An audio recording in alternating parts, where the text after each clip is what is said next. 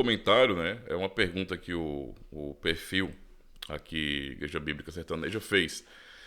Ele falou: Graça e paz, cheguei agora, então não sei se já foi feita essa pergunta.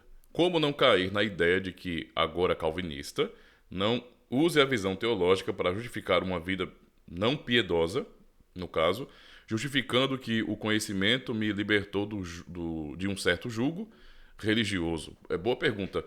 Inclusive, já tem coisa, assim, já tem certos vídeos falando sobre isso aí no canal, aulas no Catecismo de Heidelberg, por exemplo. E na própria live nós abordamos isso talvez um pouco antes do irmão chegar. Mas é bom ressaltar isso aí, não é? Porque, de repente, o argumento que nós já temos lá de maneira muito clara, pense em Romanos capítulo 6, é suficiente, não é?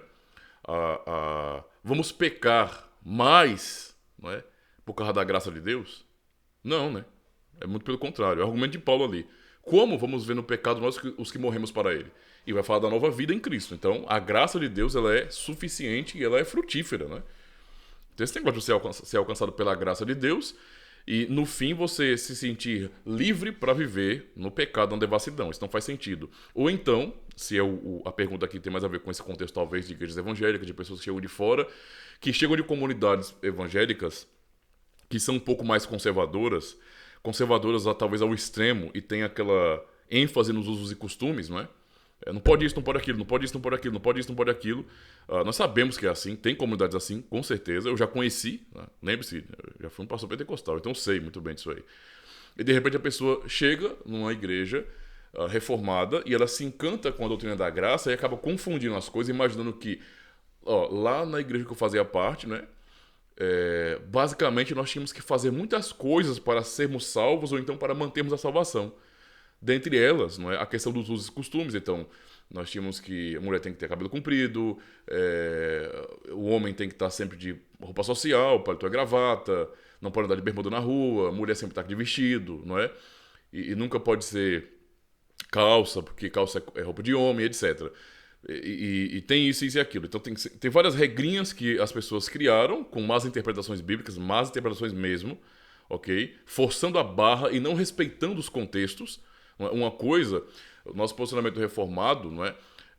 É realmente de uma interpretação, não é? De um método gramático histórico. Então nós realmente cremos, não é? Que a mensagem mais natural da Bíblia é aquela que é para nós. Simples. Mas isso não muda o fato de que a Bíblia é um livro com uma riqueza literária gigantesca de gêneros literários, tá? E, portanto, devo respeitar cada gênero literário ali para não interpretar errado, né? Respeitando o contexto, etc. Isso é básico, mas alguns pulam isso aí e não se importam muito, né? Se eu li na Bíblia, é aquilo e acabou. Pronto, é mais ou menos assim. Então, essas pessoas chegam à comunidade reformada e elas estão vendo uma ênfase não no que eu posso fazer, não nas obras, não cuidado para não perder a salvação, porque se você não fizer você vai ir para o inferno, mas se você fizer você vai ser salvo. E está ouvindo a graça de Deus, sem medo, e nós reformados de verdade, nós não temos medo de falar sobre a graça de Deus, porque não temos medo que as pessoas usem a graça para viver em pecado. Por quê? Porque Deus não é tolo. Ele não faz planos tolos e não derrama uma graça que seja insuficiente nas nossas vidas. Se Ele está nos abençoando, nos dando a sua graça, essa graça também vai mudar nossas vidas. É nova vida em Cristo, tá? Romanos capítulo 6, ponto. É isso aí.